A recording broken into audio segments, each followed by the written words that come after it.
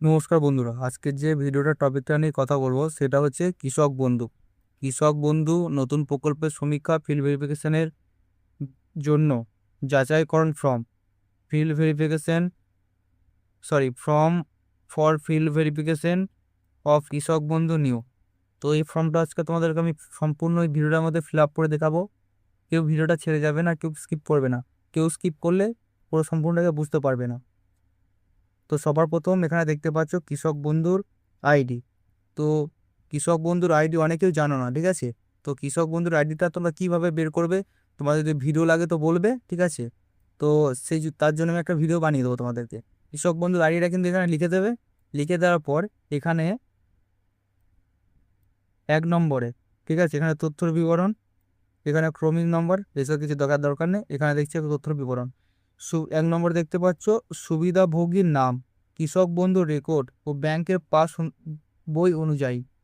তো এখানে সুবিধাভোগীর নাম মানে ব্যাংকের পাসবই এবং কৃষক বন্ধুর রেকর্ড অনুযায়ী এই নামটা বসিয়ে দেবে, ঠিক আছে, যেটা থাকবে দেখে। 2 নম্বরে পিতা বা স্বামী স্ত্রী অভিভাবকের নাম। তো এখানে তোমার স্বামী বা স্ত্রী বা পিতার নামটা তুমি এখানে লিখে দেবে। যদি এখানে কোনো বেনিফিশিয়ারি মানে সুবিধাভোগী যদি কোনো মেয়ে হয় তাহলে কি করবে, তার স্বামীর নামটা দিয়ে দেবে। আর যদি কোনো ছেলে হয় তো তার পিতাটা দিয়ে দেবে, কোনো অসুবিধা হয়নি। বুঝতে পেরে গেছো। এবার 3 নম্বরে যাওয়া যাক। তো 3 নম্বরে তোমরা দেখতে পাচ্ছ এখানে বলেছে ঠিকানা, ঠিক আছে। এবার তার নিচে এখানে দেখছো জেলা। তো তোমাদের যে ডিস্ট্রিক্টটা বটে সেটা তো জেলাটা সেখানে বসিয়ে দেবে, লিখে দেবে। আর 3 ঘরতে বলেছে ব্লক। তো তোমাদের যে ব্লকটা হবে সেটা এখানে বসিয়ে দেবে। আর 3 ঘরে দেখতে পাচ্ছ গ্রাম পঞ্চায়েত। তোমাদের গ্রাম পঞ্চায়েত যেটা বটে সেখানে বসিয়ে দেবে। 3 ঘ মৌজা বা গ্রাম পঞ্চায়েত। তো তোমাদের যদি যে গ্রাম মানে মৌজাটা হবে যেখানে তোমরা বসবাস করছো, বা সেই গ্রামে কোন মৌজা আছে সেটা বসিয়ে দেবে, বা তোমাদের গ্রামের নামটা বসাতে পারবে। আর যেখানে যদি তোমাদের এখানে গ্রামের নাম লিখো, গ্রামের মাথায় টিক মেরে দেবে, এখানে গ্রামের নামটা বসিয়ে দেবে পুরো।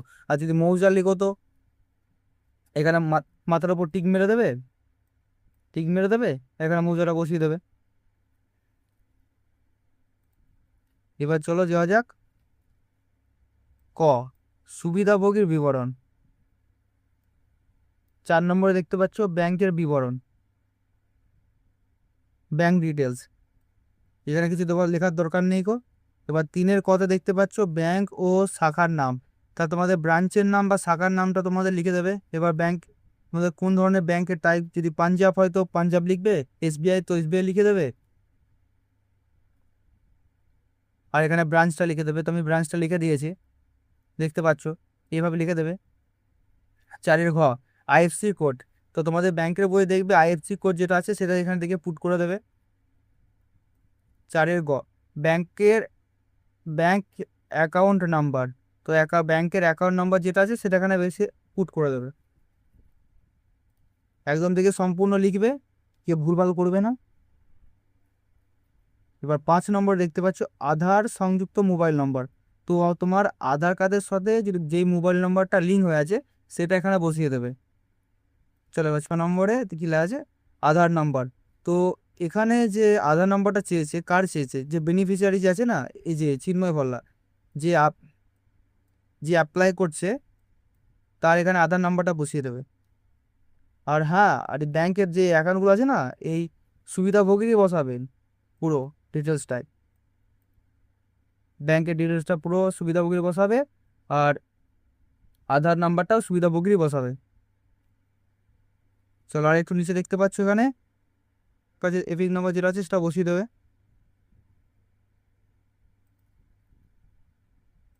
সম্পূর্ণ বসিয়ে দেবে। আর এখানে এসি নাম্বার, এসি নাম্বারটা তোমার হচ্ছে অ্যাসেম্বলি নাম্বার। অ্যাসেম্বলি নাম্বার মানে বিধানসভা নাম্বার যেটা বটে সেটা তোমরা বসিয়ে দেবে। এখানে পার্ট নাম্বার, পার্ট নাম্বার তোমাদের যে অংশ নাম্বার, সেই অংশ নাম্বারটা বসিয়ে দেবে এখানে। তোমরা এগুলো কোথায় পাবে, ঠিক আছে, আমি তোমাকে এই ভিডিওটার মধ্যে দেখিয়ে দিচ্ছি। চলো, এটা কিন্তু আমি একটা ভিডিওর মধ্যে বলেছিলাম তোমাদেরকে যে এটা তোমরা কোথায় পাবে, ঠিক আছে। যে বিএলও ভোটের আগে প্রত্যেক বাড়িতে বাড়িতে রিসিভ কপিটা দিয়ে গেছে কিন্তু। এখানে দেখতে পাচ্ছ তোমাদের কি এসি নাম্বার, এখানে অ্যাসেম্বলি নাম্বার দেখতে পাচ্ছ তোমাদের কত আছে 67। এসি নাম্বার দেখতে পাচ্ছ। এবার বলেছো কি অংশ নম্বর, এখানে অংশ নম্বরটা দেখতে পাচ্ছ তোমার, এখানে অংশ নম্বর আর এখানে সিরিয়াল নাম্বার, সরি ক্রমিক সংখ্যা বা সিরিয়াল নাম্বার এখানে তোমরা দেখতে পাচ্ছ। তো ওখানে দেখতে পেলে ওখানে এসি নাম্বার ছিল, তারপরে পার্ট নাম্বার, ঠিক আছে, তারপরে সিরিয়াল নাম্বার তোমার দেখালাম ওখানের মধ্যে ছিল, এখানে বসিয়ে দেবে তোমরা। তারপরে বলেছে কি 8 নম্বরে দেখো, বলছে এসআইআর বা WBLA 2026 ভোটের জন্য ASDD তালিকায় পাওয়া গেছে, বা found in ASDD list of SIR WBL 2026 poll. তো আমার পাওয়া যায়নি 2000 তো আমি এখানে নো করে দিয়েছি। তো যদি নো হয় তো নো করবে, না তো ইয়েস হয় তো ইয়েস করে দেবে। এবার এখানে দেখো তোমাদের খ, 8-খ, আপিল ট্রাইব্যুনালে মূল ত্রুটি রয়েছে, তো পেন্ডিং আন্ডার এসআইআর, তো আমার কোনো মূল ত্রুটি নেই, তো আমি নো করে দিয়েছি। তোমাদের যদি আপিল করো বা ট্রাইব্যুনালে তোমরা মূল ত্রুটি রয়েছে তো ইয়েস করে দেবে, আমার তো নেই, তুমি নো করে রেখেছি। তারপরে যে মূল ত্রুটি সিএতে আবেদন, সিএতে যদি আবেদন করে থাকো তাহলে তোমরা ইউজ করবে, তো আমি আবেদন করিনি তো নো করে রেখেছি। পিএম কিষানে সুবিধাভোগী কিনা, তো আমি পিএম কিষান তো পাই না, তো আমি নো করে রেখেছি, তোমরা যদি পাও তো ইউজ করে রেখে দেবে। 10 নম্বরে প্রধান পেশা, তোমার প্রধান পেশা যেটা বটে সেটা বসিয়ে দেবে এখানে। বিশেষ করে ফার্মারি করবে, তার কারণ কৃষক বন্ধুর জন্য ফর্ম ফিল আপ করছি। যদি মেয়েরাও করো তো মেয়েদের জন্য বলছি, এটা আমার ফার্মারি করবে, তো আমরা কৃষক বন্ধুর জন্য ফর্ম ফিল আপ করছি, না হলে রিজেক্ট হয়ে যেতেও করে। তো 11 নম্বরে চাষযোগ্য জমির বিবরণ। 11 ক জেল নাম্বার, তো তোমাদের জেল নাম্বার, ঠিক আছে, এগুলো কোথায় পাবে আমি আর একটা তোমাকে দেখিয়ে দিচ্ছি ক্লিপ, ঠিক আছে, সেটা কেউ স্কিপ করবে না, তোমাকে দেখিয়ে দিচ্ছে ভিডিওটার মধ্যে সম্পূর্ণ এইভাবে কেউ খুলে ডিটেলসে বলবে না। আমার ভিডিওটার মধ্যে পুরো একটু লং হচ্ছে ভিডিওটা, কিন্তু আমি পুরো ডিটেলসে তোমাদেরকে বলছি, তোমাদের বুঝতে সুবিধা হবে। তো এখানে জেল নাম্বারটা কোথায় পাবে, খতিয়ান নাম্বার কোথায় পাবে, দাগ নম্বর কোথায় পাবে, এগুলো এই ভিডিওটার মধ্যে সম্পূর্ণ তোমাদেরকে আমি দেখিয়ে দিচ্ছি। পাচ্ছ এখানে জেল নাম্বার দেখাচ্ছে, জেল জেল নাম্বার শো করছে, এখানে খতিয়ান নাম্বার শো করছে, দেখতে পাচ্ছ তোমরা এখানে জেল নাম্বার, এটা খতিয়ান নাম্বার, ঠিক আছে, এখানে জমির পরিমাণ এখানে শো করছে, এখানে দাগ নম্বর, এই যে দাগ নম্বরে এই দাগ নম্বরটা দেখতে পাচ্ছ তোমরা, আমি অলরেডি রেক্টাঙ্গেল করে রেখে দিয়েছি তোমাদের বুঝতে সুবিধা হবে বলে। আর এটা কত সালে পর্চা, ঠিক আছে, এখানেও দেখতে পাচ্ছ তোমরা 2021-এর, দেখতে পেলে তোমরা ওই পর্চাটার মধ্যে পুরো সব কিছু দেওয়া ছিল। তো ওখানে দেখতে পেলে জেল নাম্বার দেওয়া ছিল, জেল নাম্বার, খতিয়ান নাম্বার, দাগ নম্বর, তারপরে জমির চাষযোগ্য পরিমাণ, ওর রেকর্ডটাও দেওয়া ছিল, ঠিক আছে, সেটাও লিখে দিয়েছে এখানে। তা তোমরা ওটা দেখে দেখে পর্চার মধ্যে সব কিছু আছে, সেটা তোমরা বসিয়ে দেবে এখানে। তারপরে এখানে বলেছে কি 11 ROR এর তালিকায় খতিয়ানের তারিখ, তো নিচে সবার নিচে পর্চার নিচে দেখতে পেলে যে ROR এর যে তারিখটা আছে সেটা এখানে বসিয়ে দেবে। তোমাদের দেখালাম 2021-এ যে ডেটটা থাকবে সেটা এখানে বসিয়ে দেবে সম্পূর্ণ।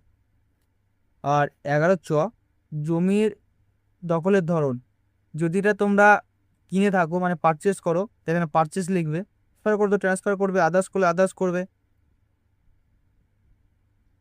এবার যেটা বলে তোমরা করে নেবে। 12 নম্বর আয়কর প্রদানকারী কিনা, মানে তোমরা যদি তোমাদের ফ্যামিলি বা তোমরা যদি কেউ মানে ইনকাম ট্যাক্স পে করো তাহলে এখানে ইয়েস করবে, না হলে না করে দেবে। তো আমি এখানে না করে রেখেছি, আমি কোনো ইনকাম ট্যাক্স আমি পে করি না, তো আমি এখানে নো করে দিয়েছি। স্বামী স্ত্রীর বিবরণ 13 নম্বরে স্বামী স্ত্রীর নাম, এখানে যদি তোমার ওটা যে বলেছিলাম যদি মেয়ে ছেলে যদি হয় বেনিফিশিয়ারি, তো এখানে তার স্বামীর নামটা উল্লেখ করবে, যেখানে স্বামীর পুরো নামটা বসিয়ে দেবে।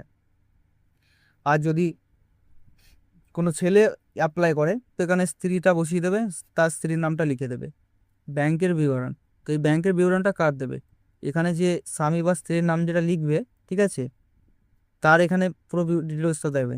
যদি এখানে যদি মনে করো স্বামীর ডিটেলস ভরে দেবে এখানে, ঠিক আছে, যদি ওখানে বেনিফিশিয়ারি যদি কোনো স্ত্রী হয় তাহলে এখানে তার স্বামীর নামটা লিখবে, স্বামীর পুরো এখানে দেখে বলেছে, দেখো 14 কথা দেখতে পাচ্ছ, ব্যাংক ও শাখার নাম, IFSC code, bank account number, Aadhaar সংযুক্ত মোবাইল নাম্বার, আধার নাম্বার, 17 বলেছে দেখো EPIC number, AC number, part number, serial number, এগুলো কোথায় পাবে আমি তোমাকে আগেই দেখিয়ে দিয়েছি, এগুলো তোমরা পেয়ে যাবে, কোনো অসুবিধা নেই গো। তারপরে পিবিএন এর সুবিধাভোগী কিনা, এগুলো তোমরা এখানে পুরোপুরি ফিল করে দেবে। এসআইআই ভোটের জন্য এসএসসি তালিকায় নাম পাওয়া গেছে কিনা, তো এখানে নো করে দেবে, পাওয়া গেলে ইয়েস করবে, আর না হলে না করে দেবে। তারপরে 19 নম্বরে অ্যাপিল ট্রাইব্যুনালে মূল ত্রুটি রয়েছে, তো এখানে যদি ইয়েস হয় তো ইয়েস করবে, না হলে নো হলে নো করে দেবে। আর এখানে বলেছে মূল ত্রুটি সিএতে আবেদন, মানে যদি তোমরা সিএতে আবেদন করো তাহলে ইয়েস করবে, না হলে নো করে দেবে। এখানে পিএম কিষানের সুবিধাভোগী কিনা, তো যদি পিএম কিষান পাও তো ইয়েস করবে, না হলে নো করে দেবে। তা বলেছে তোমার পেশা, প্রধান পেশা কার, পুরানে, ঠিক আছে। যদি এখানে স্বামী হয় তো স্বামীর এখানে দেবে, ঠিক আছে। এখানে প্রধান পেশা, স্ত্রী হলে স্ত্রীর দিয়ে দেবে। তার নিচে দেখতে পাচ্ছ সুবিধাভোগী স্বাক্ষর, এখানে যার জন্য অ্যাপ্লাই করছে, যে বেনিফিশিয়ারি আছো, যে পুকুরে যার নাম আছে প্রথমেই, ঠিক আছে, সে এখানে সাইন করবে। আর এখানে কিছু করার দরকার নেই গো, এখানে শুধুমাত্র বলে দিয়েছে শুধুমাত্র দাপ্তরিক ব্যবহারের জন্য, মানে এখানে অফিসাররা মানে ইউজ করবে, তোমাদের এখানে কোনো পার্ট নেই, জাস্ট এইটুকুই তোমাদের পার্ট আছে। এখানে তোমরা সাইন করেই ছেড়ে দেবে।